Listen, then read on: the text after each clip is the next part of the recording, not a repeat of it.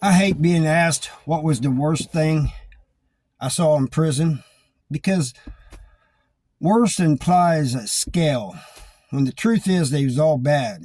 There was three things that I'm thinking of right now that are burned into my brain. There's more than that, but I'm just going to tell you three of them.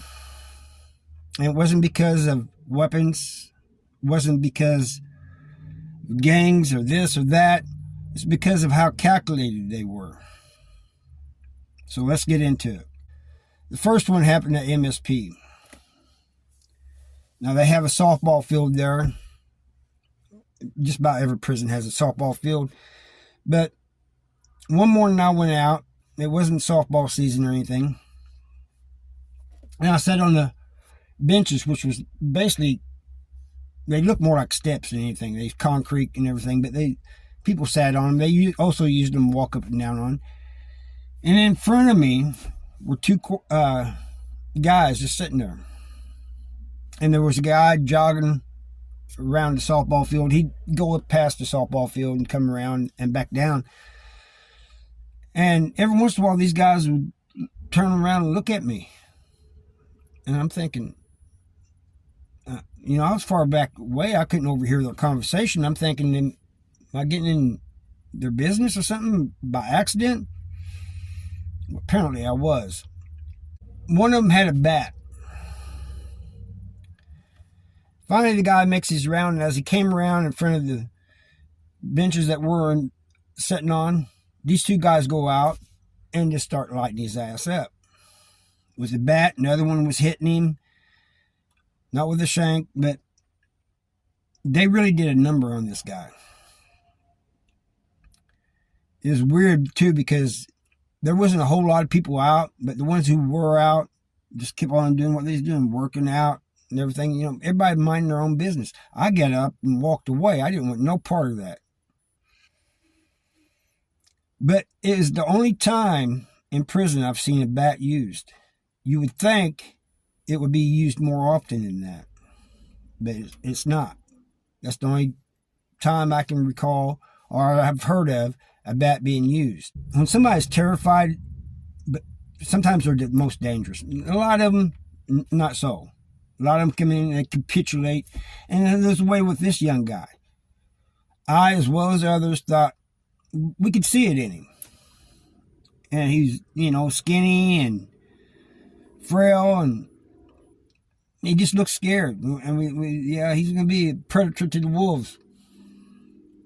Sure enough, somebody gets messing with him, pressing him, trying to intimidate him and stuff. And I think somebody went over and just said, man, just leave him alone. I'm not sure, but I think that's what happened. But anyway, it didn't stop. And one day, I lived upstairs, and he did too. One day, I start going upstairs, and he's in front of me. He has a bowl. I think he's got a bowl of ramen soups or something like that, But I did notice he was carrying it kind of careful, but you have to do that anyway. You don't want to spill it. We get up on the top walk, and we're heading down there, and here comes that guy that had been intimidating him.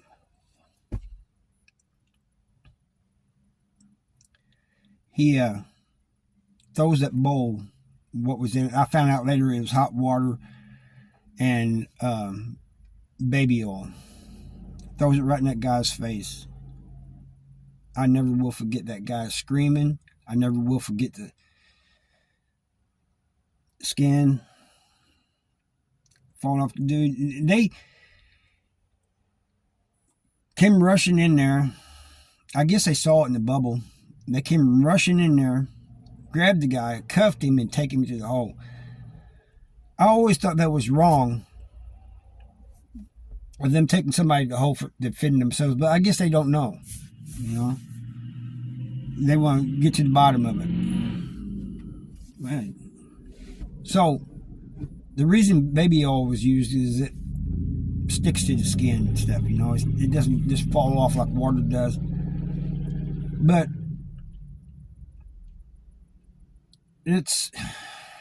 that was bad. That kid was terrified, but it also made him dangerous. And finally, the last one. I don't even know what this one was about. I saw it on the yard, and I saw it from a distance. The softball field where they got bats. And there was a softball game going on too, but there's a track that goes around the softball field, and people walk, They make their laps. There's 2 softball fields in South Central Correctional Center.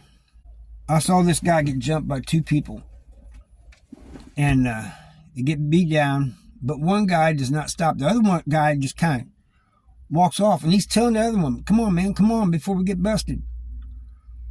This guy is kicking the guy, jumping up, stomping on him. And I don't know why that bothers me so much, because I've seen beat downs before. I guess because the stomping. But it was bad too, I think a lot of people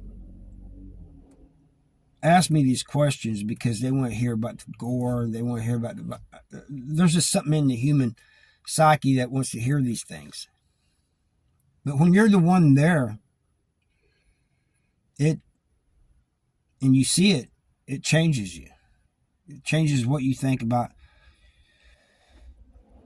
I reckon you would call it human nature, the way humans behave. You come as a farm boy, didn't see very much violence, and what you did was nothing on the scale that's in the maximum security prisons. And you get there, and that's all you see, especially at a place like MSP. But they all, like I said, didn't all take place at MSP, and none of these involved a shank.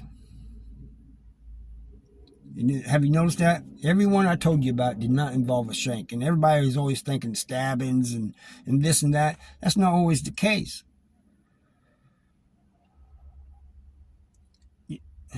I told another story about a guy. It was a chomo here a while back that some bad things happened to him. He pretty much got what he'd been giving those kids. And I can go on with these stories. That there didn't involve a shank either. It's not always shanks. It's not always fist fights. It's not like the hot water with the baby oil in it. The bat. The only one that's close to what's regular prison is the last one I told you about. And I don't know why that bothered me so much. But it was bad. I know medical came and took the guy off in the stretcher. And I think he lived. Of course, the second guy lived. I don't know about the first guy getting with the bat. I don't know if he lived or not. I'm thinking he did, because if he hadn't, I think I would have heard about it. But these are the things that you go through. And people say, well, tell me this, tell me that, tell me. There's some people on YouTube, I guess, that enjoy telling these stories. I'm not one of them. I tell them because people ask me to tell them. My goal is to keep people from going to prison. Try to put some, hoping that people will change their ways. I also tell it so that people who have loved ones in prison will know what their loved one in prison is going through. I don't tell it just to be telling a story. And I don't think nobody should. There should be a meaning behind it, a lesson behind it. I know I don't ever want to go back to prison. And 29 years was enough for me. Anyway, I'll thank you all for watching, and I'll see you next time.